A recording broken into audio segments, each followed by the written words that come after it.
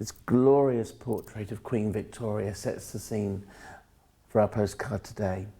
It's from Dunrobin Castle in Golspie, the county of Sutherland.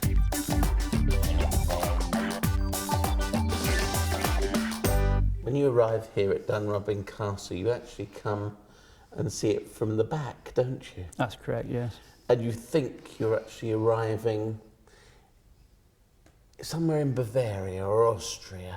It does, yes. It gives you that feeling that you're not anywhere in the British Isles at all. Correct, it does look a bit continental, yes. So its best view is from the front? Yes, the front was originally, that was to be the front door. When the Duke arrived, he would arrive on his yacht and he would get off at a pier on the seafront and he would come up through the Westminster Gate, through the main gardens and come up through the castle. This is just the back entrance to the castle. So that's why they did it sort of about face, was it? 'Cause Yes. he used to come from the sea. Yes. That's that little curiosity solved. Keith, tell us about this place, because it looks pretty Victorian. Does it go back much further? Yes, it does. The part we're in at the moment is very Victorian. It was built between 1835 and about 1850 by Sir Charles Barry. But the main part of the castle, the old keep, is approximately 1175. Oh, that far back? Goes that far back to our century, yes. And then there's been various add-ons through the years until we come round to this more modern part, which is only 150 years old. And has it always been in the same ownership? Ever since day one. And who's that? That's the Countess of Sutherland, the present incumbent title holder.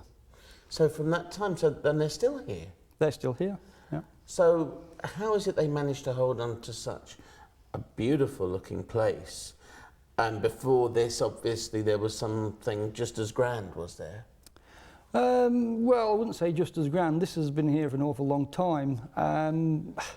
It's never been, it's called Dunrobin Castle, but in fact it's more of a palace than a castle. So there's never been any battles, there's never been any ruins or anything such like. So it's always been fairly easy to for the upkeep of the castle.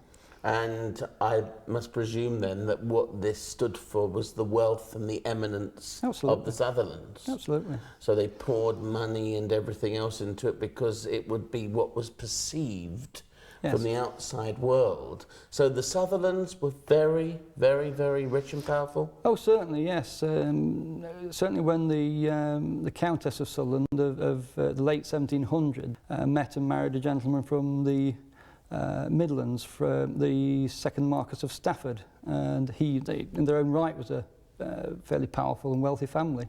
And once the two families came together, it became an immensely wealthy family, one of the richest in Europe.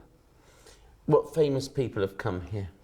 Oh, there's been numerous famous people. Probably the most famous was Queen Victoria. The third Duke's wife, Duchess Annie, was mistress to the robes to Queen Victoria, and also a great friend.